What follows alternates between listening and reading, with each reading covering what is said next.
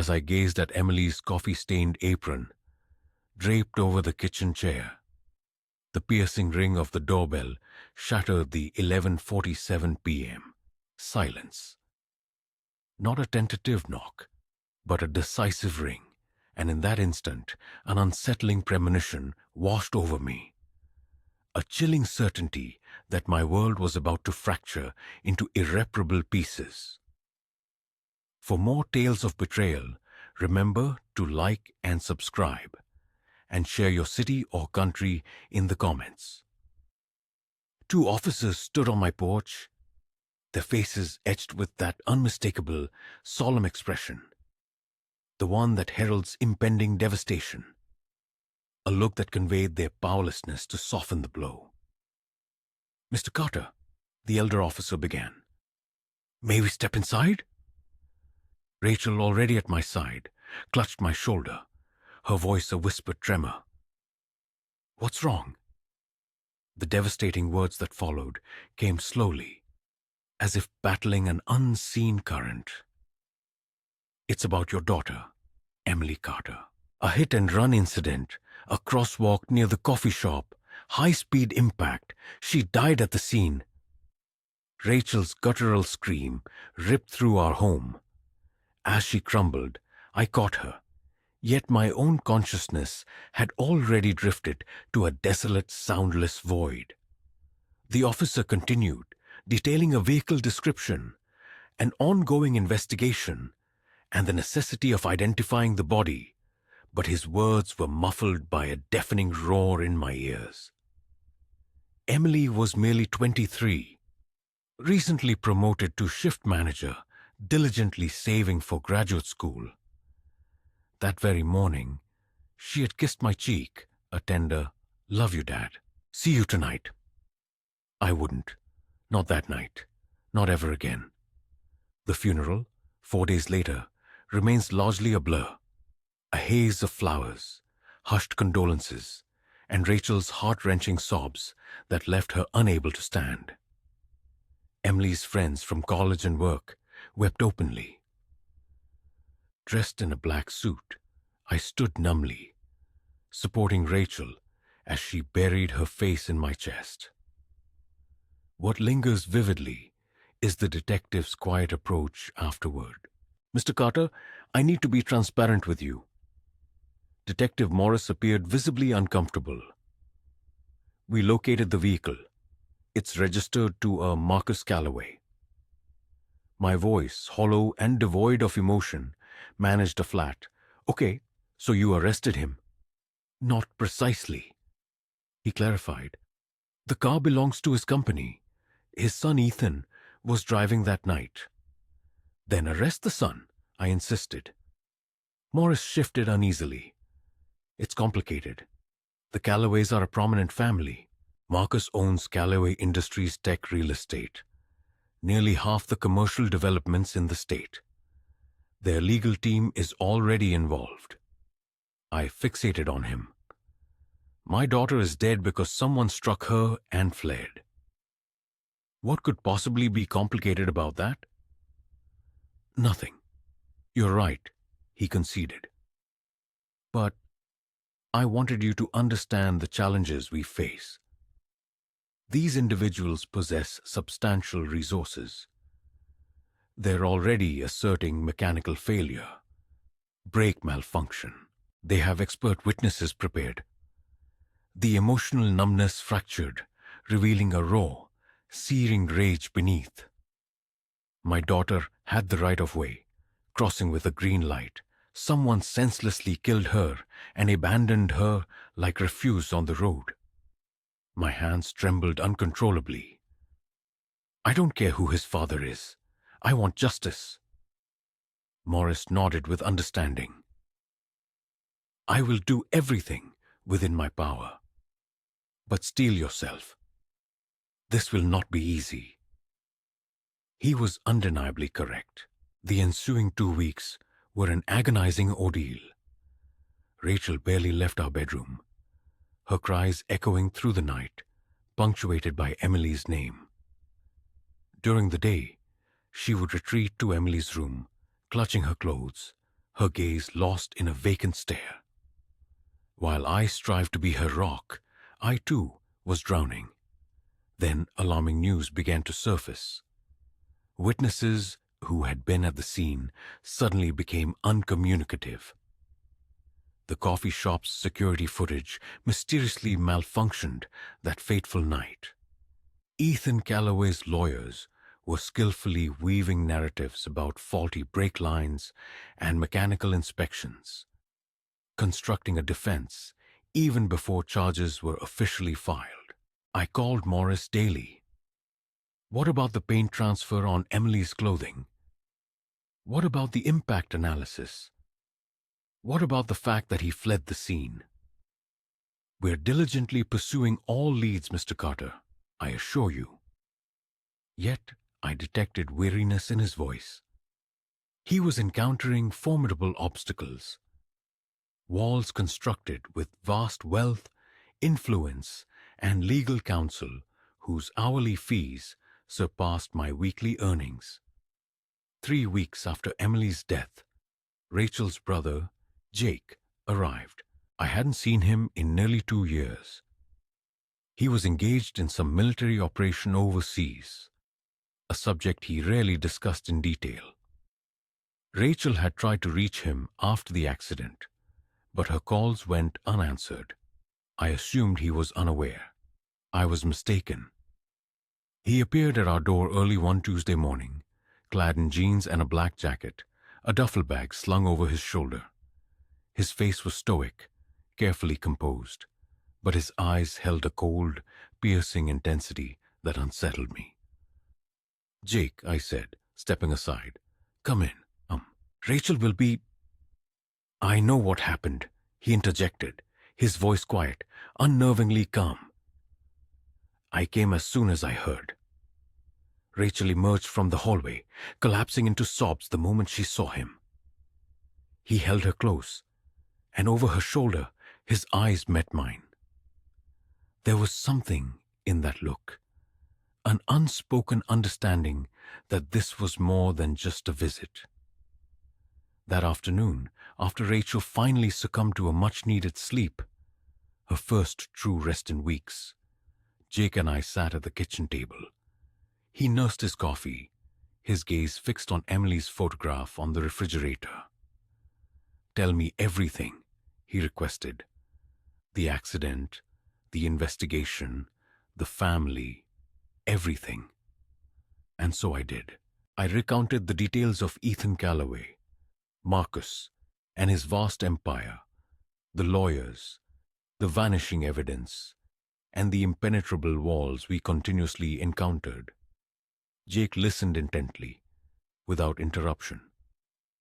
When I finished, he remained silent for a long moment, then uttered words that irrevocably altered everything. "Do you seek justice, or do you seek revenge?" I met his gaze. "What is the distinction?"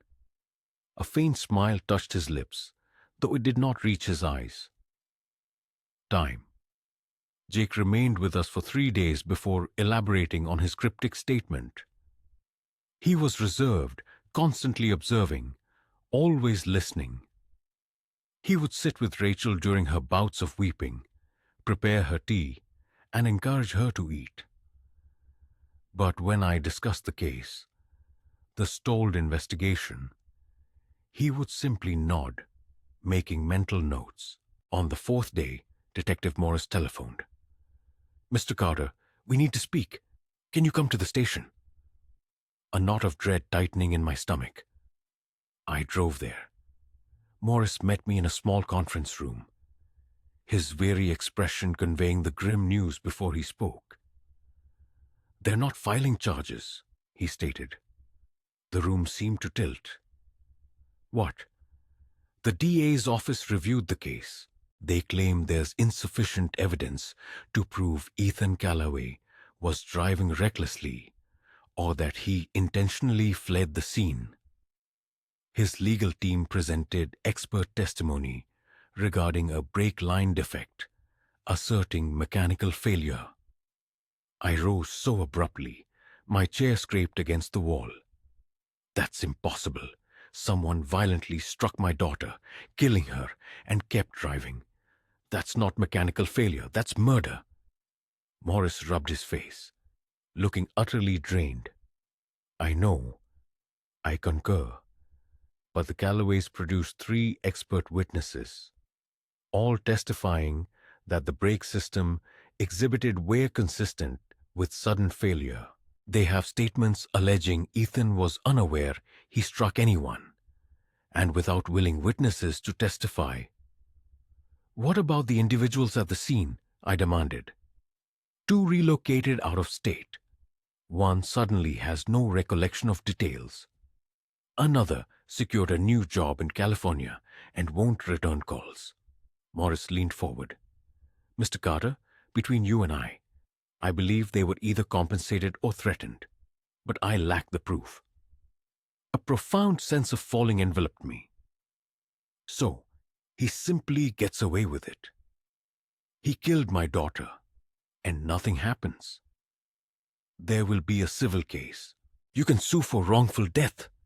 I don't want money. I want him in prison. Morris looked at me with genuine empathy. I am truly sorry, but Marcus Callaway has connections reaching all the way to the governor's office. His lawyers are the most expensive money can buy. Unless new evidence emerges, or a witness brave enough to challenge their legal team steps forward, this case is effectively closed. I drove home in a daze. The moment I walked through the door, Rachel knew. What did Morris say?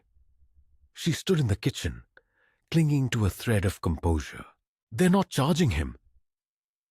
She emitted a sound I will never forget. A strangled cry, half scream, half sob. No, that's not possible. He killed her. He killed our baby. Jake emerged from the guest room, taking one look at Rachel's despair. He guided her gently to the couch, then turned to me. Tell me precisely what Morris said. I reiterated everything. The experts, the disappearing witnesses, the DA's decision to drop the case. Jake's expression remained impassive, yet something in his eyes shifted. And the son, Ethan Callaway? Morris said he's resumed his normal life, living in his penthouse downtown as if nothing occurred. Jake nodded slowly. Okay. I stared at him. Is that all you have to say? For now. He rose. I need to make some calls. I'll return later. He departed, and I sat with Rachel, who cried herself into exhaustion. Never had I felt such utter powerlessness.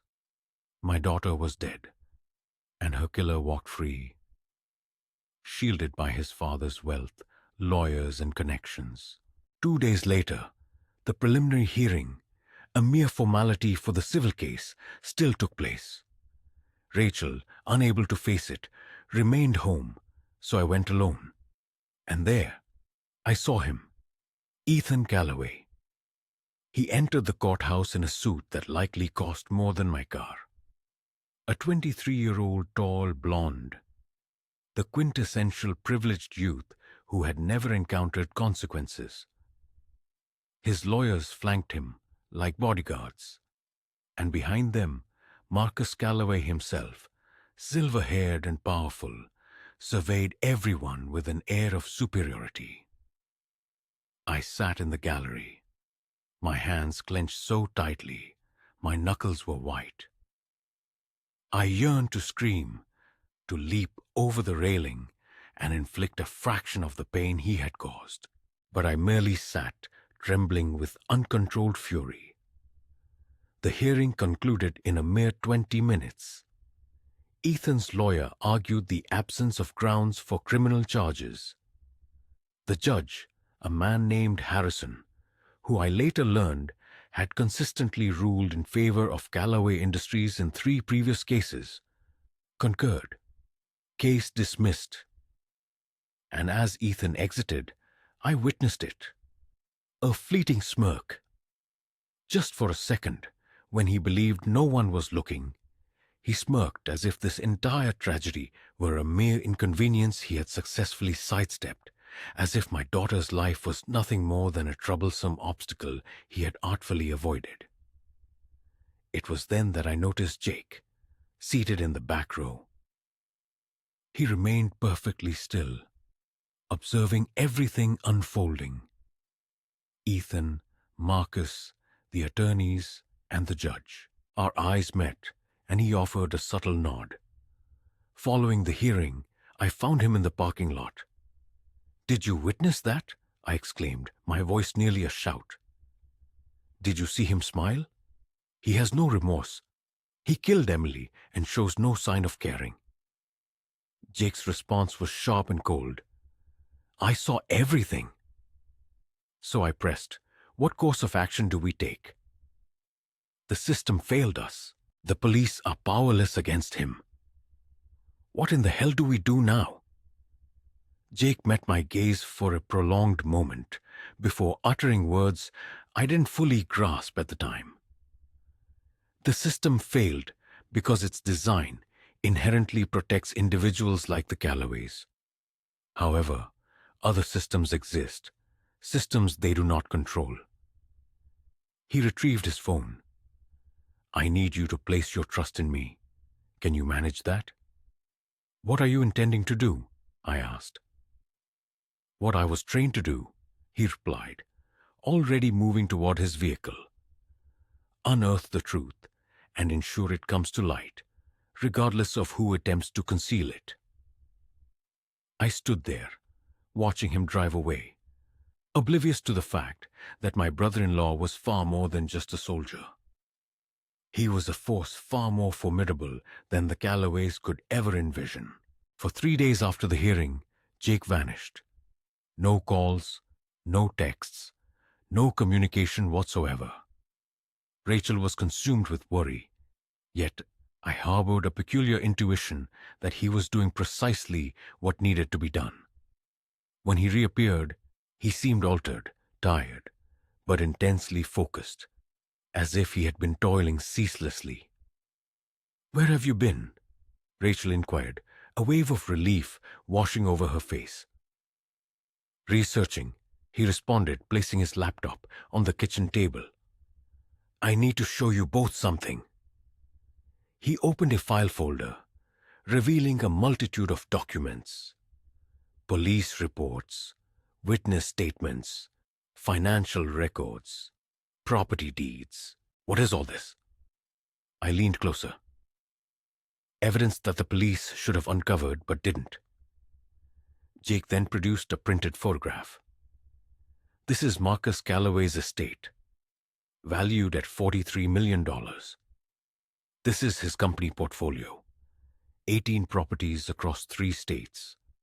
This is his legal team, 5 lawyers specializing in making criminal charges disappear." He spread more papers across the table. "And these are the witnesses from Emily's accident." Angela Torres, who worked at the coffee shop directly opposite, observed the entire incident. 2 days after providing her statement, she resigned from her job and relocated to Arizona, securing a position paying double her previous salary at a company that, by sheer coincidence, is a subsidiary of Callaway Industries. My stomach sank. They paid her off. "Not directly. That would be too conspicuous," Jake elaborated. "But yes, essentially." He displayed another document. David Chun, walking his dog, witnessed everything. 3 days after the accident, his apartment was broken into. Nothing was stolen, but the place was ransacked. Message received. He suddenly couldn't recall any details. Rachel's hand flew to her mouth. "They threatened him." "A classic intimidation tactic," Jake confirmed. "Breaking in, taking nothing, but leaving everything in disarray. It subtly conveys, 'We know where you live,' without explicitly stating it." Jake's jaw was clenched. "And then there's Jennifer Martinez. She was stopped at a red light when she saw Ethan's car disregard the intersection and strike Emily. She attempted to call the police that night, but her call was mysteriously disconnected. The following day, she was contacted by an attorney offering her money to forget what she had witnessed. She refused. A week later, she lost her job. Coincidence? No, I said, feeling nauseous. How did you uncover all of this? Jake looked at me. I have resources, individuals who owe me favors, databases inaccessible to most civilians. He paused. I served 15 years in the military performing tasks I cannot openly discuss. Building networks, mastering the art of finding information people wish to conceal. Jake, what precisely did you do in the military? Rachel's voice was hushed. He remained silent for a moment. I was special operations. That is all I can disclose for now. The room grew quiet. I had always known Jake was military, but special operations implied something vastly more significant, something perilous. So what do we do with this? I gestured to the papers. We cannot approach the police, not yet. Morris is a commendable officer, but he's battling a system stacked against him. The moment we hand this over, it will be buried by lawyers and judges on Calloway's payroll. Jake began gathering the documents. We require more. We need something irrefutable, something they are utterly incapable of covering up. Over the next fortnight, Jake became a phantom. He would depart early in the morning and return late at night. Sometimes, he would spend hours on his laptop, typing, making hushed calls. Rachel and I struggled to navigate each day, but the grief was suffocating. One night, at 2 a.m., I discovered Jake in the garage, intently scrutinizing a map of the city, adorned with pins marking various locations. Can't sleep? I inquired. Rarely do, he replied, without glancing up. Each of these pins represents a camera. Traffic cameras, security cameras, ATMs with external surveillance. I'm painstakingly tracing Ethan's route that night. The police already did that, I countered. The police examined the obvious cameras. I'm scrutinizing every single one. He indicated a red pin. This is where he concealed Emily. Then pointing to yellow pins. These represent every camera between that spot and the Calloway estate. That's where he proceeded afterwards. How do you know? I asked. Because I've been observing him, trailing him, learning his patterns, his routines, who he communicates with, where he goes. Jake finally met my gaze.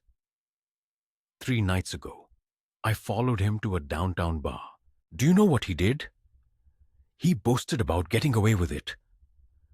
He recounted the entire narrative to his friends as if it were amusing, claiming his father's lawyers made it all vanish. Rage ignited within my chest. And you simply watched? Yes, he affirmed, because if I had acted on my impulses, I would be incarcerated and he would still be free. This isn't about revenge through violence. It's about revenge through justice. True justice.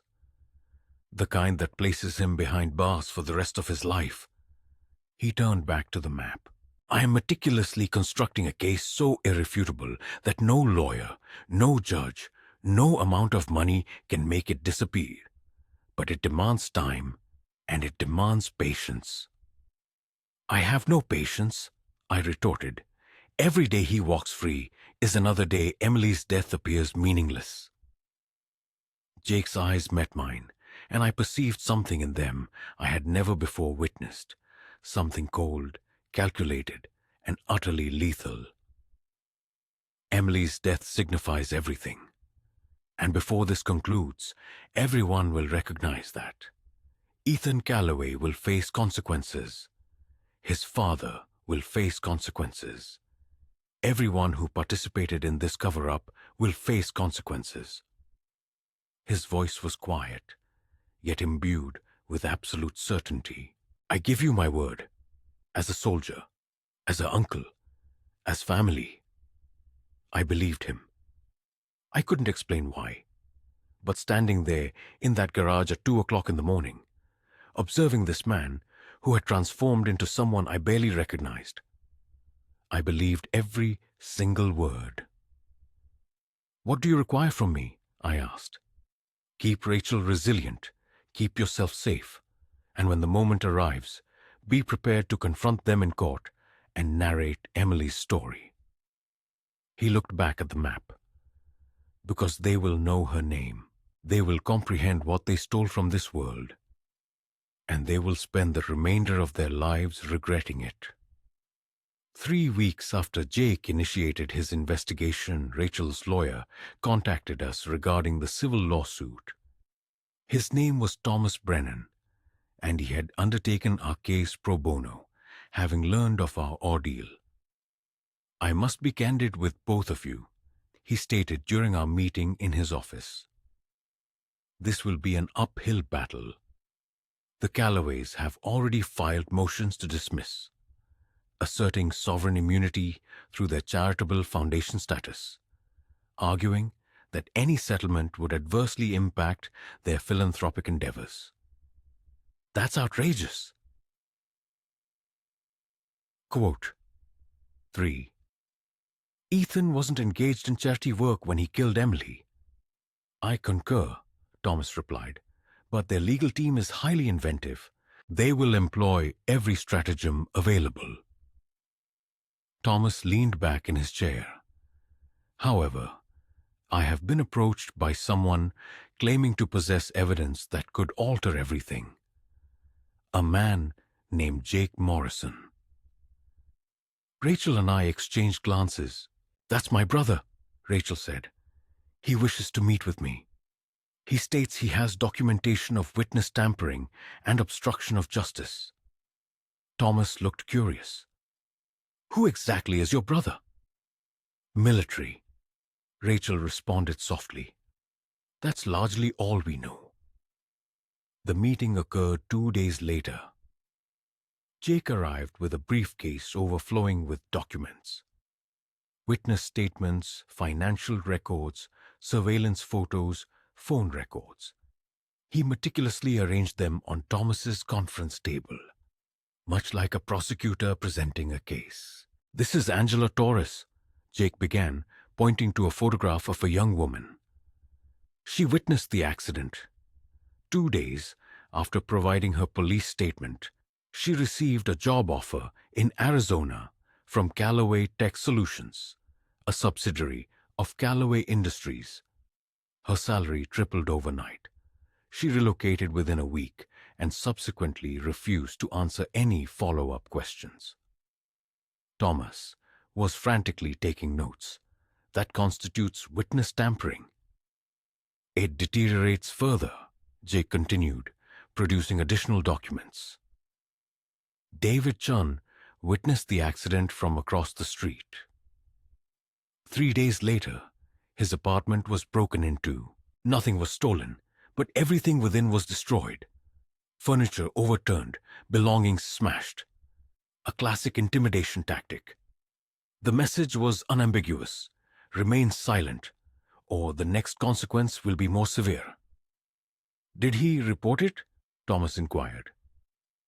He did. The police filed a report, but no investigation was ever initiated. Upon my inquiry, I discovered the officer who took the report was the brother-in-law of Marcus Callaway's head of security. My stomach churned. How profoundly does this extend? More profoundly than you wish to know, Jake continued. Jennifer Martinez was at the traffic light when Ethan sped through the intersection. She immediately dialed 911. Her call was disconnected, attributed to a technical glitch. The following day, a lawyer appeared at her workplace, offering her $50,000 to forget what she had witnessed. She refused. A week later, she was dismissed from her job of 8 years due to fabricated performance issues. Thomas looked unwell. This represents systematic obstruction of justice. And it all traces back to Callaway Industries, Jake concluded, pulling out a chart illustrating the connections through shell companies, third-party contractors, and individuals on their payroll. Marcus Callaway had a history of shielding his son from the repercussions of his actions. This wasn't Ethan's first escape from accountability, a revelation that immediately seized my attention. "What exactly do you mean?" I prompted. Jake paused, then produced another document. 2 years prior, Ethan was implicated in a collision that left a woman, Lisa Chun, permanently paralyzed. She resolved the matter out of court for an undisclosed sum, bound by a non-disclosure agreement. Before that incident, a DUI charge vanished from public records, and preceding that, an assault accusation was dropped when the victim inexplicably declined to testify. Rachel brought a hand to her mouth. "He's done this repeatedly, many times over." Jake's voice was chillingly level. "His father has been purchasing his way out of trouble since Ethan was 17. Emily was not his inaugural victim. She was simply the one he finally killed." A profound silence descended upon the room. My mind replayed the image of Emily lying isolated on that street, while Ethan Callaway drove away, secure in the knowledge that his father would, once again, rectify everything. "Can we utilize this in the civil suit?" I inquired of Thomas. "Absolutely," he affirmed. "However, this data also needs to reach the criminal prosecutors. If we can substantiate witness tampering and obstruction of justice, the criminal proceedings could be revisited." Thomas directed his gaze toward Jake. "How did you acquire all this information?" "I'd prefer not to disclose specifics," Jake replied. "But everything here is verifiable and was obtained through legal means. No wiretaps, no illicit surveillance, just diligent old-fashioned investigative work and individuals willing to communicate once they realized someone was genuinely listening." Thomas nodded slowly. "I'll contact the district attorney's office, but I must caution you. Marcus Callaway also possesses significant connections there. The DA, Jennifer Walsh, received campaign contributions from Callaway Industries during her last election cycle." "Then we bypass her," Jake declared. "Federal prosecutors, the FBI, will locate someone not beholden to Callaway's influence and will ensure they heed our call." Over the subsequent week, Thomas made earnest attempts. He submitted the evidence to the DA's office, requested meetings with federal prosecutors, and filed motions to reopen the criminal investigation. Yet every avenue proved to be a dead end. The DA's office maintained insufficient evidence to overturn the initial findings. Federal prosecutors dismissed it as a state matter. The judge presiding over our civil case, the very Judge Harrison who had originally dismissed the criminal case, denied our motions and scheduled a trial date 8 months in the future. Rachel was utterly disheartened. "This will never cease, will it? They're just going to persistently obstruct us until we capitulate." However, Jake's demeanor was devoid of defeat. He appeared focused, resolute. "They believe they've triumphed," he stated quietly that evening. "They think their wealth, their legal team, and their connections render them unassailable." He met my gaze with those cold, analytical eyes. "They are mistaken because they do not comprehend whom they are dealing with. They are unaware of my capabilities And by the time they realize, it will be too late for them. "What are you contemplating?" I asked. He offered a smile, the most alarming expression I had ever witnessed. "War." Jake vanished once more. But this time, the circumstances felt different. He left behind notes on the kitchen counter. Brief, cryptic messages indicating he was checking surveillance or following a lead. We were, however, consumed by worry. Rachel particularly had grown up with Jake, knowing him as her protective younger brother who enlisted in the military directly after high school. Yet, this iteration of Jake was an entirely different entity, colder, more perilous. 2 weeks into his absence, peculiar occurrences began. It started with a news report. A local journalist, Natalie Brooks, aired a segment on unsolved hit-and-run cases in our city, focusing on 3 instances over the past 5 years where affluent defendants had faced minimal consequences. Emily's case was prominently featured, accompanied by interviews with families who had been silenced by legal threats and financial settlements. The story quickly went viral. Social media erupted in widespread indignation. People began scrutinizing the Callaways, disseminating articles concerning their business practices, political contributions, and their ties to judges and prosecutors. Marcus Callaway's public relations team immediately initiated damage control, issuing statements denouncing the coverage as biased and unjust and threatening lawsuits. Yet, the narrative refused to dissipate. Then, witnesses started coming forward. Angela Torres, the coffee shop employee who had relocated to Arizona, suddenly appeared on television. She seemed terrified, but determined. "I was offered money to leave town and remain silent about what I witnessed," she stated during a live interview. "I accepted it out of fear, but I can no longer remain silent. I saw Ethan Callaway's car strike Emily Carter. I watched him glance in his rearview mirror and then accelerate away." The interview was devastating.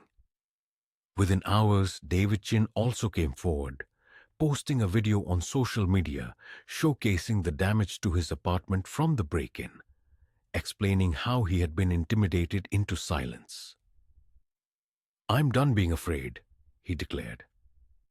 "Emily Carter deserves justice, and I intend to tell the truth about what I witnessed." Subsequently, Jennifer Martinez filed a police report detailing the bribery attempt and her subsequent job loss, naming specific individuals: the lawyer who approached her, the HR manager who fired her, and the connection to Callaway Industries. I observed all of this unfold from my living room, deeply astonished. "How is this taking place?" I asked Rachel. She was weeping, but these tears were different. A blend of hope and sorrow. "I believe Jake had a hand in it," she speculated. She was correct. Jake reappeared that evening, looking exhausted but undeniably content. "You orchestrated this," I stated as he entered. "You got them to speak." "I provided them with protection," he responded, sinking heavily onto the couch. Angela was terrified of retaliation, so I connected her with federal witness protection programs. She's no longer in Arizona. She's in a place the Callaways cannot reach her. David Chin is being safeguarded by individuals I served with, who now work in private security. Jennifer Martinez has a team of pro bono lawyers, whom I connected her with, prepared to sue Callaway Industries for wrongful termination. "How did you manage all of this?" I inquired. Jake met my gaze with those intense eyes. 15 years in Delta Force cultivates a network. Individuals who owe you their lives. People who comprehend the meaning of fighting for something significant. He paused. I leveraged every favor I possessed. I reached out to contacts in federal agencies, private security, legal aid organizations. I located individuals who were already investigating the Callaways for other matters and connected the fragmented information for them. What do you mean, other things? He opened his laptop and selected a folder. While I was tracking Ethan, I also began investigating Marcus's extensive business empire. Callaway Industries isn't solely focused on real estate and technology. They hold contracts with defense contractors, government agencies, and infrastructure projects, and some of those contracts exhibit irregularities. He presented me with spreadsheets, financial documents, emails, evidence of overbilling on government contracts, falsified environmental impact reports, bribes to zoning officials, and money laundering through shell companies. The Callaways have been operating a corruption machine for years, and it is all meticulously documented. They simply believed they were too powerful for anyone to piece it together. My mind reeled. You unearthed this entire scheme? I had assistance, he admitted. There's an FBI agent named Cooper Grant. We served together overseas. He's been investigating white-collar corruption for the past 3 years. When I presented him with my findings, he recognized that the Callaways were a considerably larger operation than anyone had imagined. He initiated a formal investigation. Rachel grasped Jake's hand. Is this genuinely happening? Can they truly be stopped? They are already being stopped, Jake affirmed. Marcus is currently unaware, but federal agents are building a case against him as we speak. Wire fraud, obstruction of justice, witness tampering, tax evasion, bribery. They are scrutinizing every aspect. Jake's expression was unyielding. And Ethan's criminal case is being reopened. The DA now has no alternative, given that witnesses are publicly coming forward. She must either prosecute or face losing her position. That night, Rachel finally experienced peaceful sleep for the first time in months. I, however, could not rest. I discovered Jake on the back porch at 3 a.m., gazing at the stars. What you are engaged in, I remarked quietly, it transcends mere investigation. It is warfare. He did not dispute it. I spent 15 years fighting enemies in overseas theaters, learning how to dismantle organizations, expose corruption, and protect those who could not protect themselves. The Callaways are merely another adversary, wealthier, more connected, but still vulnerable. Everyone possesses weaknesses. One merely needs to know where to search. Are you pursuing this for Emily, or because you excel at it? Jake remained silent for a prolonged moment. Both, he finally answered. Emily was innocent. She had her entire life ahead of her. And someone snatched that away because they erroneously believed that wealth and power rendered them untouchable. He met my gaze. I have witnessed that narrative unfold in conflict zones, within corrupt governments, in places where the powerful prey upon the weak. I swore an oath to defend against enemies, both foreign and domestic. The Callaways are domestic enemies. They are destroying lives and corrupting the system designed to protect individuals like Emily. What transpires next? He offered that cold, dangerous smile. Next, we observe their empire crumble, brick by brick, dollar by dollar, until nothing remains but justice. The morning following Jake's revelation, everything profoundly shifted. I awoke to my phone incessantly buzzing with news alerts. Rachel was already in the kitchen, laptop open, her eyes wide as she stared at the screen. "You must see this," she urged. The headline read, "FBI launches investigation into Callaway Industries, allegations of federal contract fraud and corruption."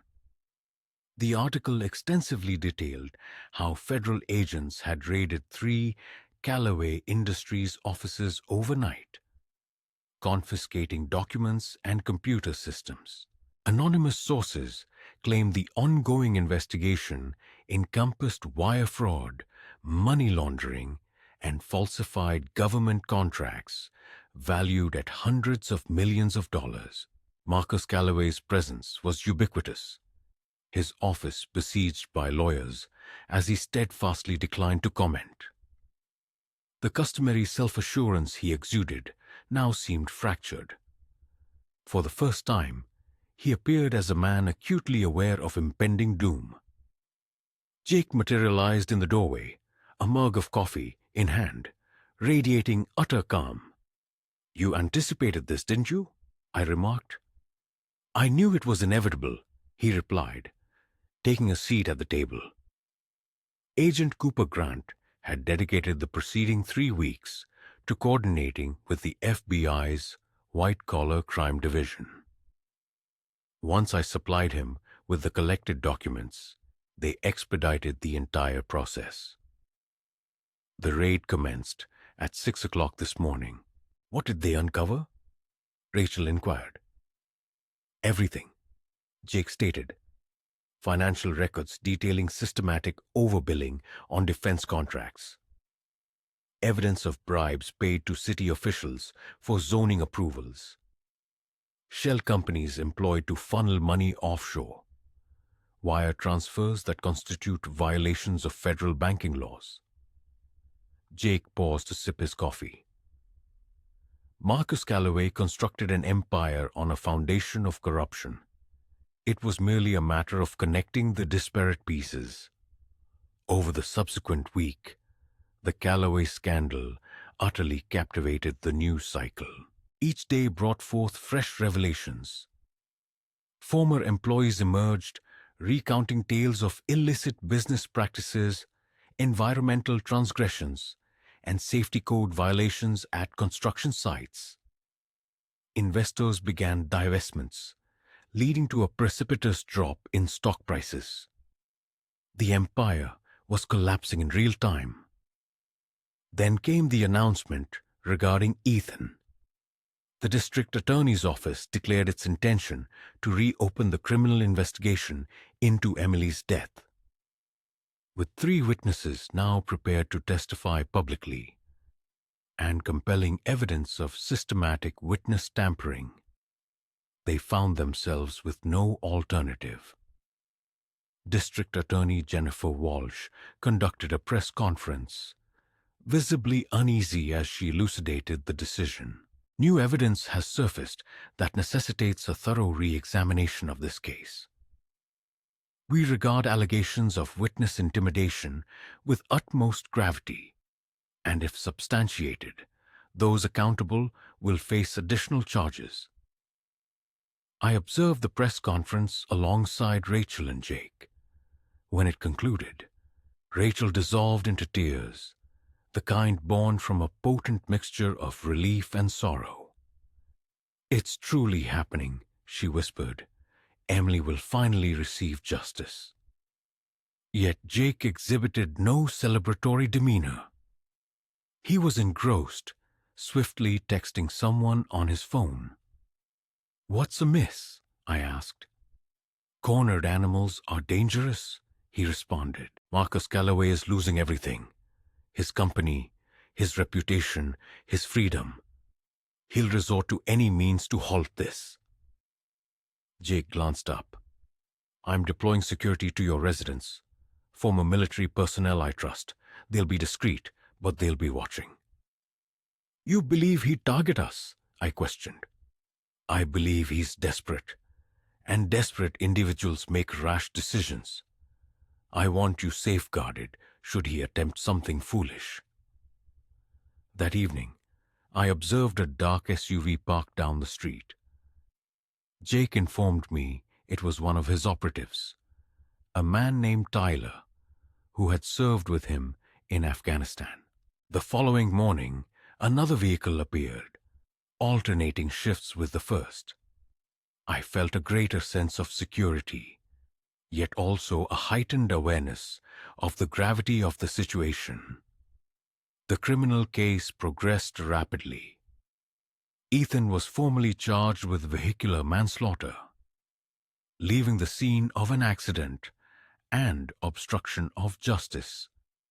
His bail was established at $5 million, a sum his father promptly paid. This time, however, Ethan was equipped with an ankle monitor and subject to travel restrictions. The preliminary hearing was scheduled for 3 weeks hence. Thomas Brennan, our lawyer, was jubilant. "This is unprecedented," he declared during our meeting. Having witnesses recant intimidation claims and federal investigators corroborating obstruction of justice charges gives us everything we require. The criminal case is now unshakable, and our civil case has become 10 times stronger. But it was Jake's private revelation that truly brought the impact home. "There are more victims," he disclosed. One evening, as we sat on the back porch, his customary location for difficult conversations, he continued, "I located 2 other families, not accidents, different circumstances, but in both instances, Ethan Calloway evaded serious crimes due to his father's intervention." He handed me a folder. Inside were case files, police reports, and sealed court documents that Jake had somehow procured. 3 years ago, a college student named Olivia Reed reported Ethan for sexual assault. She possessed evidence, witnesses, everything. 2 weeks later, she dropped the charges and transferred schools. I tracked her down. Marcus Calloway's lawyers offered her $1 million settlement and threatened to ruin her reputation if she refused. My hands trembled as I leafed through the pages. Prior to that, there was Michael Torres, no relation to Angela. He was a contractor working on one of Marcus's development projects. He reported safety violations that could have resulted in fatalities. A week later, he lost his contractor's license due to fabricated complaints. His business went bankrupt. He's been rebuilding his life for the past 5 years. "How many people has this family destroyed?" I asked, my voice hollow. "More than we'll ever know," Jake replied. "But these 2, they're willing to speak. They want to testify about the pattern of behavior, about how Marcus Calloway leverages his wealth and influence to shield his son and silence anyone who jeopardizes their interests." Jake closed the folder. "The criminal case against Ethan is merely the beginning. Marcus faces federal charges that could imprison him for 20 years, and civil suits are being filed by every individual he has ever intimidated or paid off. The empire isn't just crumbling, it's being dismantled piece by piece." I gazed at my brother-in-law, this quiet, formidable man, who had, against all odds, orchestrated the downfall of one of the state's most potent families. "Emily would be proud of you," I murmured. Jake's expression softened momentarily. "I'm doing this for her and for every other person they harmed." The preliminary hearing was scheduled for a Monday morning in late September. Rachel and I arrived early, accompanied by Thomas Brennan and 2 members of Jake's security team. The courthouse steps teemed with media crews, reporters shouting questions, and cameras flashing incessantly. Inside, the courtroom was at maximum capacity. I spotted the families Jake had located. Olivia Reed seated with her parents, appearing nervous but resolute. Michael Torres, the contractor, whose life had been shattered, sitting alone with his arms crossed. And the witnesses from Emily's accident, Angela, David, and Jennifer, all together, offering each other support. Then Ethan entered with his legal team, and the room fell silent. He seemed different than before, thinner, apprehensive. The familiar smirk was gone, replaced by something akin to fear. His lawyers encircled him like a bulwark, yet even they exhibited signs of strain. Behind them followed Marcus Calloway, and for the first time, I witnessed a man who recognized his defeat. The prosecution was spearheaded by Assistant District Attorney Kevin Hart, a prosecutor renowned for successfully prosecuting corrupt officials. Jake had informed me that Hart was one of the few individuals in the DA's office who could not be bought or intimidated. But what I did not anticipate was the identity of the next person to enter the courtroom. Jake. He was not, however, dressed in his usual casual attire. He wore a military dress uniform adorned with medals, ribbons, and insignia that, while I didn't fully comprehend their meaning, clearly signified something profound. Those in the courtroom took notice. The bailiff straightened. A few veterans in the gallery nodded respectfully. Rachel gripped my arm. "What is he doing?" she whispered. "I don't know," I whispered back. The judge entered, and the hearing commenced. Hart meticulously outlined the case. The accident, the witnesses, the evidence of Ethan fleeing the scene, the systematic intimidation and bribery that ensued. Then he called his first witness, Jake Morrison. Rachel's grip on my arm tightened as Jake ascended to the stand. The bailiff administered the oath, and Hart approached him. "Please state your name and occupation for the record." "Master Sergeant Jake Morrison, United States Army Special Operations Delta Force, currently on extended leave." His voice was calm, authoritative. A murmur rippled through the courtroom. Delta Force. Even those unacquainted with military ranks recognized that name. Elite, dangerous, the best of the best. Ethan's lawyers exchanged uneasy glances. Marcus Calloway's face paled. Hart continued. "Master Sergeant Morrison, can you describe your relationship to the victim, Emily Carter?" "She was my niece, my sister's daughter." Jake's voice remained steady, yet beneath it, I detected a tremor of pain. "I was overseas when she was killed. When I learned what happened, I came home to support my family." "And what did you discover upon your arrival?" "I discovered that the investigation into her death had stalled. Witnesses had disappeared or been silenced. Evidence had been overlooked or dismissed, and the family responsible for her death was using money and influence to avoid consequences." Hart presented documents. "Master Sergeant Morrison, can you explain how you obtained this evidence of witness tampering and obstruction of justice?" "I utilized skills acquired during 15 years of military intelligence and special operations work.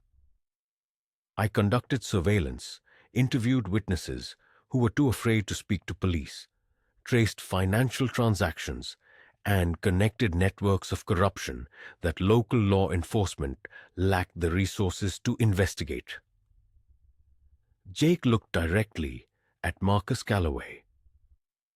"I found evidence that Marcus Calloway and his legal team systematically intimidated, bribed, and threatened witnesses. I found evidence of similar patterns in previous cases involving his son, and I connected federal investigators to broader corruption within Calloway Industries." Ethan's lead attorney, a man named Richard Stern, sprang to his feet. "Objection! This witness has no standing to conduct independent investigations. This is vigilante behavior, not legitimate evidence gathering. Judge Harrison, the same judge who had previously dismissed the case, appeared uncomfortable, but Hart was prepared. Your Honor, Master Sergeant Morrison is a highly decorated military intelligence officer, holding security clearances that surpass those of most civilian law enforcement personnel. Every piece of evidence he collected was obtained through legal means and meticulously verified by federal investigators. His testimony clearly delineates the obstructive pattern that initially hampered a proper investigation into this case. The judge, after a brief hesitation, overruled the objection. Hart then continued, Master Sergeant Morrison, you referenced Delta Force. Could you please clarify its nature for those unfamiliar with it? Delta Force is the Army's elite counterterrorism unit, Jake stated matter-of-factly. We conduct high-risk operations demanding specialized proficiencies in intelligence gathering, surveillance, infiltration, and mission execution. I dedicated 15 years to performing operations I'm not authorized to discuss in detail. However, these operations afforded me extensive experience in scrutinizing intricate networks, identifying corruption, safeguarding witnesses, and dismantling organizations convinced of their immunity from legal repercussions. The courtroom descended into profound silence, every gaze fixed upon Jake. And based on your professional assessment, what transpired in this particular case? Hart inquired. Marcus Calloway orchestrated a methodical operation to obstruct justice, Jake affirmed. He identified witnesses, employed legal and financial resources to silence them, and leveraged political connections to avert prosecution. It was executed with the precision of a military operation. Unfortunately for him, he was unaware he was operating against someone possessing actual military training. Jake's eyes remained locked on Marcus. From my experience, organizations built on corruption invariably possess vulnerabilities. One merely needs to know where to search and be prepared to expose them, regardless of how powerful they perceive themselves to be. Hart offered a slight smile. No further questions. Stern attempted to cross-examine, but there was nothing vulnerable to attack. Jake possessed documentation for every assertion, and federal investigators had corroborated his findings. His military background lent him an unassailable credibility. As Jake descended from the stand, he passed the Calloways. Ethan avoided his gaze.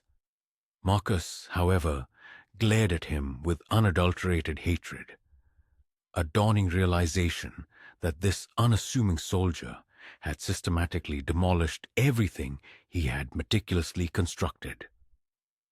The hearing proceeded with additional witness testimonies. Angela recounted the accident in agonizing detail. David elucidated the intimidation tactics he endured. Jennifer meticulously outlined the bribery attempt and the ensuing retaliation. Olivia Reed testified about Ethan's prior assault and its subsequent cover-up. Michael Torres described how Marcus had ruined his business for reporting safety violations. By the day's conclusion, it was unequivocally clear that Ethan Calloway would stand trial for vehicular manslaughter. Marcus Calloway would face federal charges for obstruction of justice, witness tampering, and a multitude of other offenses. The empire had crumbled, and my daughter's uncle, a Delta Force operator, had orchestrated its downfall. The weeks following the preliminary hearing felt surreal. Media coverage was relentless. Jake's revelation of his Delta Force affiliation had transformed the case into a national narrative, transcending a mere hit and run to become a story about corruption, power, and the pursuit of justice. Yet for me, the most potent moment occurred when Jake organized a meeting with the other families he had located. It took place at Thomas Brennan's law office on a Saturday afternoon. Rachel and I arrived to find individuals we had never encountered, all burdened by the same depth of grief and fury that we had carried for months. Olivia Reed was present with her parents, Mark and Susan. Olivia, now 26, was a graduate student striving to reconstruct her life after Ethan's assault 3 years prior. She appeared fragile yet resolute, her mother's arm protectively encircling her shoulders. Michael Torres arrived alone. In his 50s, with graying hair and wearing work clothes, he had been a thriving contractor before Marcus Calloway decimated his business. Now, he relied on odd jobs, barely making ends meet. And then there was a woman I had not anticipated, Lisa Chun. In her 40s, she sat in a wheelchair, her hands trembling faintly. Jake immediately approached her, assisting in adjusting her chair. "Everyone, this is Lisa," Jake announced gently. 2 years ago, her son Daniel was struck by Ethan Calloway's car while riding his bicycle. Daniel was 14. He survived but sustained severe brain damage. Now residing in a care facility, unable to walk or speak. The room fell silent as Rachel's hand found mine, squeezing tightly. Lisa's voice was soft but unwavering. "Marcus Calloway offered me $2 million to settle and sign an NDA. He asserted that if I declined, his lawyers would prove Daniel darted into the street without looking. He claimed they would portray my son as reckless, blaming him for his own injuries." Tears streamed down her face. I accepted the money because I needed it for Daniel's medical care, but I never forgot what they did. And when Jake discovered me, when he told me I could help prevent them from inflicting this on anyone else, I knew I had to be here. Michael spoke next. I reported safety violations on one of Calloway's construction sites. Workers were using faulty equipment, lacking proper safety harnesses. Violations were pervasive. I meticulously documented everything and submitted it to the city inspectors. A week later, my contractor's license was suspended based on fabricated complaints. My clients abandoned me. My business collapsed. I lost everything because I attempted to do what was right. Olivia's voice was barely a whisper. "He assaulted me at a college party. I reported it immediately. I had witnesses, physical evidence, everything. Ethan's lawyers depicted me as a liar seeking attention. They threatened to release private information about me to ruin my reputation. Marcus Calloway himself contacted my father and offered $1 million to make it disappear, stating that if we didn't accept, they would ensure I never worked in my chosen field again." She wiped her eyes. "I took the settlement because I was 23 and terrified. But I've lived with the guilt ever since." Rachel was openly weeping now. I felt a profound numbness listening to these narratives, recognizing the sheer number of lives the Calloways had shattered. Jake stood in the center of the room. "This is why I brought you all together. Not solely for Emily's case, but because Marcus and Ethan Calloway embody a recurring pattern. They inflict harm, then leverage money and power to silence their victims. They have been doing so for years because no one possessed the resources or the bravery to confront them." He produced a folder. "The federal case against Marcus is progressing. wire fraud, tax evasion, witness tampering, obstruction of justice. He faces a minimum of 20 years. Ethan's criminal trial for Emily's death commences in 6 weeks. The prosecution's case is exceptionally strong. 3 eyewitnesses, forensic evidence, and documentation of the attempted cover-up. Thomas Brennan stepped forward, adding, "However, we also have civil cases. Each of you has grounds to sue for wrongful death, for assault, for wrongful termination and defamation, for the injuries sustained by Daniel. The Calloway fortune is substantial, but it is not boundless. Between federal seizures and civil judgments, we can divest them of everything." Mark Reed, Olivia's father, spoke up. "Will it truly work, or will they discover yet another escape route?" Jake's expression hardened. "They cannot escape this time. I have ensured it." Federal prosecutors have seized financial records revealing systematic corruption across multiple states. State bar associations are investigating every lawyer who participated in witness tampering. Judges who ruled suspiciously in Calloway's favor are currently undergoing ethical reviews. He scanned the room. "The system failed all of you because it was corrupted by money. But when you expose corruption of this magnitude, when federal agencies become involved, when the media is observing, there is no longer anywhere to hide." Over the subsequent hour, Thomas elucidated the legal strategy: coordinated civil suits, joint testimony establishing a pattern and practice of misconduct, media interviews to sustain public pressure, and support networks to assist each family through the arduous process. By the end, a perceptible shift had occurred in the room. These were no longer isolated victims. We were unified. A group of individuals broken by the same family, now standing together to ensure justice. As we were departing, Lisa wheeled herself over to Rachel and me. "Your daughter's death is what ultimately exposed them," she stated quietly. "Jake told me that if Emily's accident hadn't transpired, if he hadn't returned home and initiated an investigation, Marcus would still be operating with impunity. My Daniel, Olivia's assault, Michael's business, all of it would still be buried." She reached for Rachel's hand.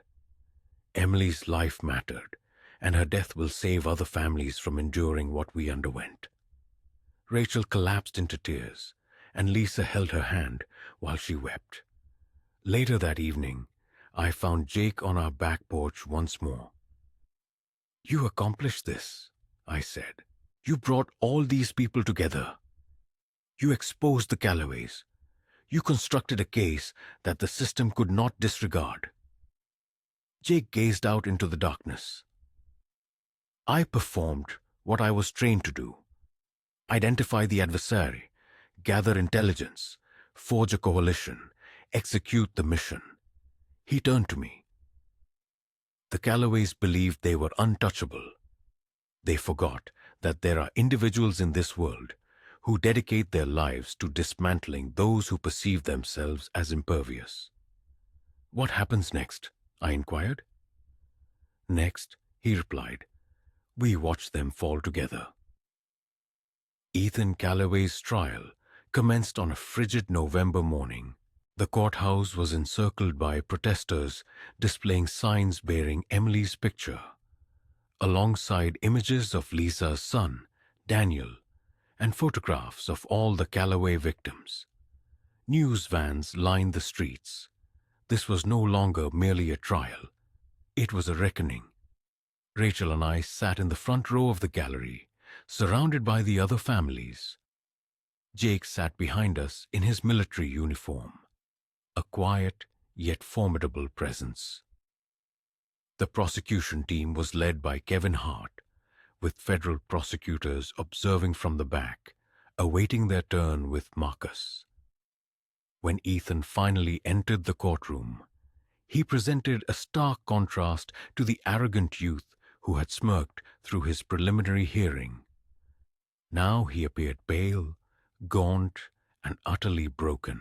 His once expensive suit hung loosely on his emaciated frame, a clear indication that the harsh reality of his predicament had profoundly impacted him. Presiding over the proceedings was Judge Patricia Morrison, a jurist renowned for her no-nonsense approach and unwavering commitment to fairness. Her appointment was particularly notable, occurring after Judge Harrison recused himself amidst ethical pressures. As the charges were formally read, vehicular manslaughter, leaving the scene of an accident resulting in death, and obstruction of justice, Judge Morrison's gaze met Ethan's with an unmistakable cold contempt. "How does the defendant plead?" she inquired. Richard Stern, Ethan's lawyer, rose to respond, "Not guilty, Your Honor." The trial extended over a period of 2 weeks, during which Prosecutor Hart meticulously constructed his case. Each piece of evidence proving devastating.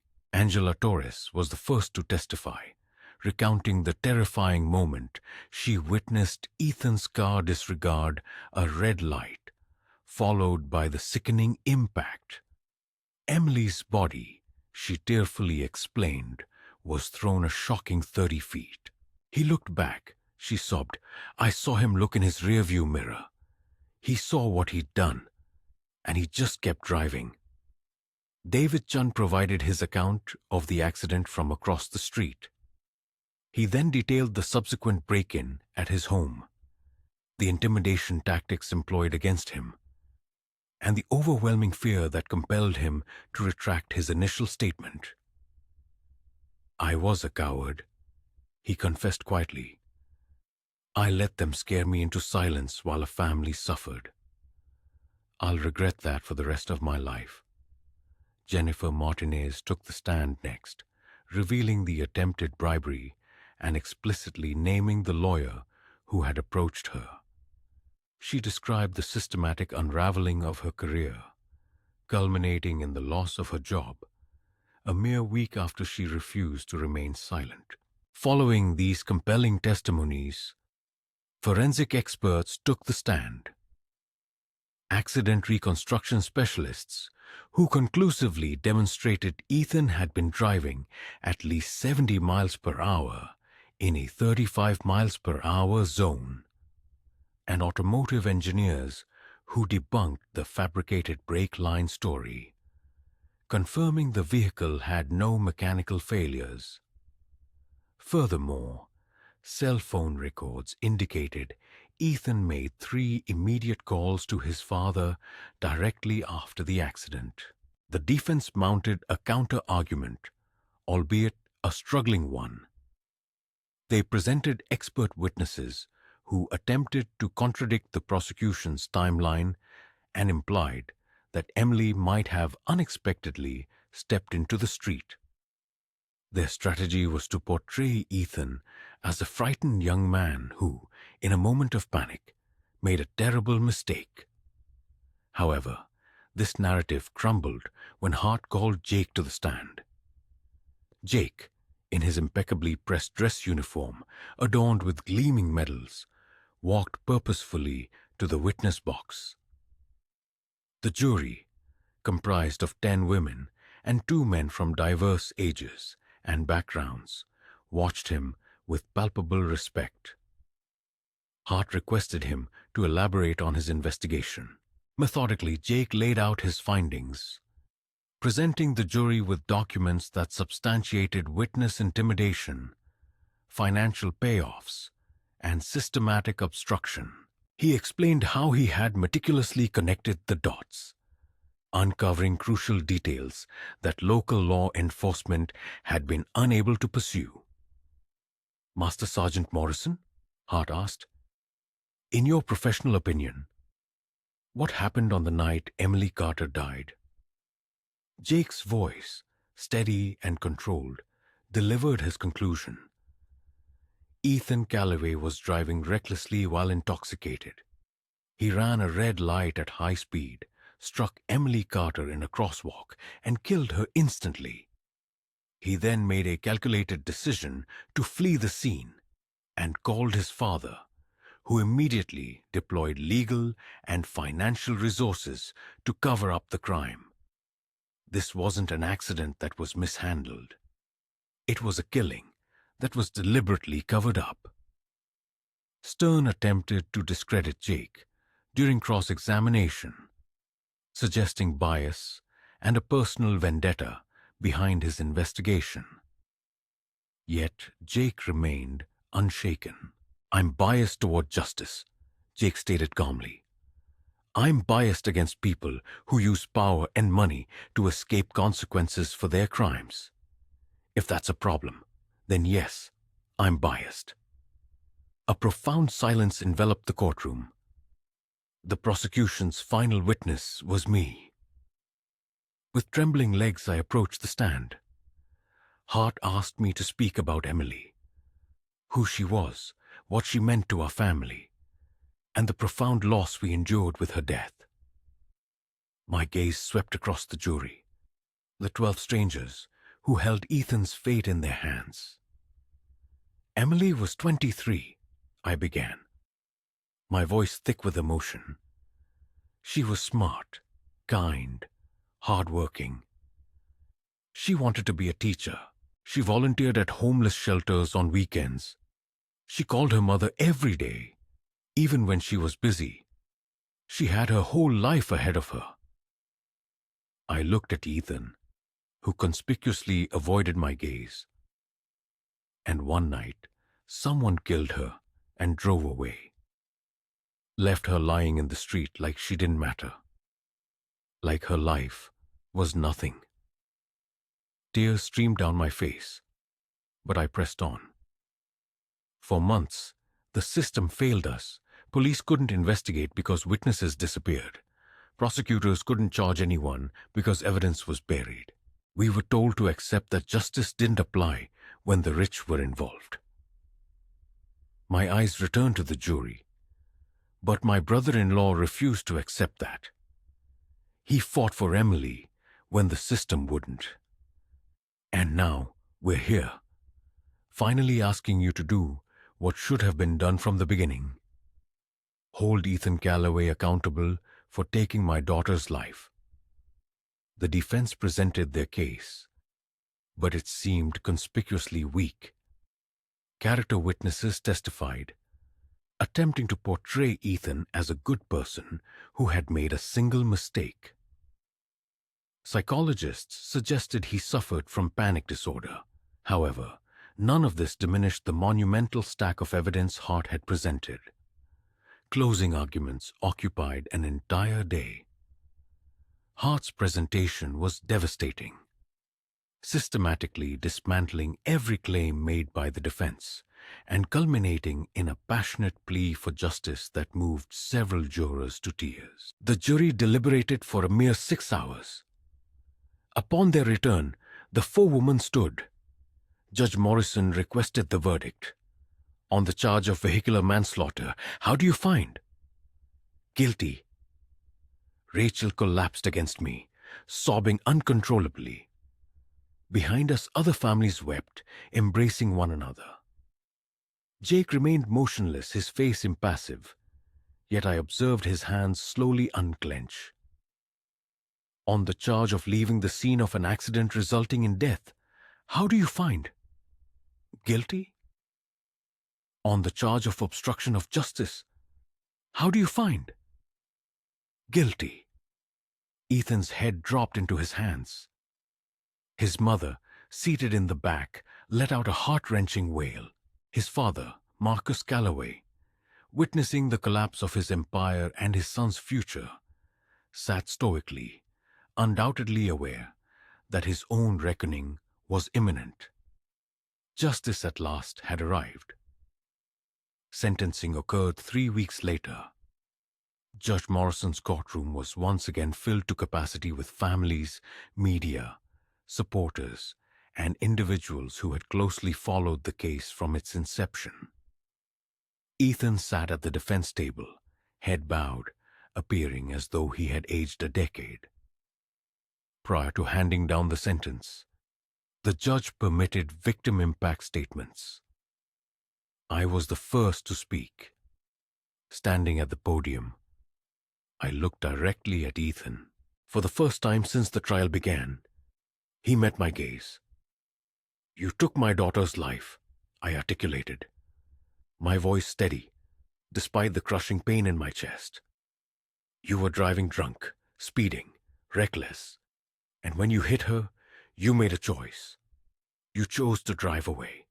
You chose to let her die alone on that street. You chose to let your father cover it up while my wife and I buried our only child. Ethan's eyes welled with tears, but I continued without pause. For months, you lived your life like nothing happened. You went to parties, posted on social media, smiled for cameras. You didn't care that Emily would never graduate, never get married, never have children. You didn't care because you thought money would protect you. You thought you were untouchable. I paused for emphasis a moment. But you were wrong. Because Emily had people who loved her. People who wouldn't let her death be forgotten or covered up. And now you'll spend years in prison thinking about what you did. Thinking about the life you took and the life you threw away. Rachel spoke next, her voice fragile with grief. Emily called me every morning before work, every single morning for 23 years. And now there's silence. You took that from me. You took her laughter, her dreams, her future. You took everything. And I hope every day you spend behind bars, you remember her name, Emily Carter, the girl whose life mattered more than your freedom. Lisa Chun, in her wheelchair, approached the podium to speak about her son Daniel, who remained in a care facility, still unable to speak or walk due to Ethan's previous hit and run, which his father had concealed. Olivia Reed bravely shared her experience of the assault, the trauma, and the years of therapy she endured. Michael Torres recounted the loss of his business, his reputation, and his livelihood. By the time the victim impact statements concluded, several jurors who had returned to witness the sentencing were visibly weeping. Even the bailiff appeared affected. Judge Morrison, her gaze fixed on Ethan, spoke with profound disgust. Mr. Calloway, you have been found guilty of vehicular manslaughter, leaving the scene of an accident, and obstruction of justice. These crimes were compounded by your family's systematic attempt to pervert justice through witness intimidation and bribery. You showed no remorse, no accountability, no recognition of the harm you caused until you were caught and exposed. She paused, allowing the gravity of her words to sink in. This court sentences you to 25 years in state prison for vehicular manslaughter, 5 years for leaving the scene, and 10 years for obstruction of justice to be served consecutively. That is a total of 40 years, with the possibility of parole after serving 30 years. Ethan collapsed in his chair. His mother shrieked. His father sat frozen, knowing his own sentencing was yet to come. Outside the courthouse, a throng of media personnel swarmed us. Rachel and I stood with Jake, flanked by the other families, and made a brief statement. Justice took too long, but it finally came, I announced into the microphones. Emily's death exposed corruption that had been hidden for years. It brought together families who'd been silenced and gave them a voice. We hope this sends a message that no amount of money or power puts anyone above the law. That victims matter, that truth matters. Jake stood silently beside me, a resolute presence, the soldier who had gone to war for his niece and emerged victorious. 3 months later, Marcus Calloway's federal trial concluded. He was convicted on 18 counts, including wire fraud, tax evasion, witness tampering, obstruction of justice, money laundering, and conspiracy. He received a sentence of 23 years in federal prison and was ordered to pay $127 million in restitution and fines. And Callaway Industries subsequently collapsed. The assets were confiscated, liquidated, and then distributed among the victims through various civil settlements. The foundation that had proudly carried the family's name was officially disbanded. The vast empire Marcus had meticulously constructed through nefarious acts of corruption was meticulously dismantled. However, the most pivotal moment arrived 6 months following Ethan's sentencing. Rachel, I, along with Jake and numerous other families, gathered outside a modest community center. Above its entrance, a brand new sign proudly proclaimed the Emily Carter Justice Foundation. "We cannot bring Emily back," I conveyed to the small assembly gathered for the grand opening, "but we can ensure her passing holds significant meaning. This foundation will empower families to contend with affluent defendants who attempt to circumvent justice through financial means." I elaborated. "It will furnish legal assistance, investigative resources, and witness safeguards. We will become the voice for individuals who have been silenced." Jake had been instrumental in orchestrating its establishment, connecting us with pro bono lawyers, investigators from his military network, and dedicated victim advocates. This foundation would serve as his lasting tribute to Emily, even as he prepared to resume active duty. That evening, Rachel and I paid a visit to Emily's gravesite. The modest, elegant headstone bore her birth and death dates, accompanied by a poignant inscription. "Beloved daughter, her light continues to shine." Rachel whispered, placing flowers on the grave. "She would be proud of what we accomplished." I responded, "She would certainly be proud of Jake. He didn't merely secure justice for her, he exposed an entire network of corruption. He spared other families the ordeal we endured."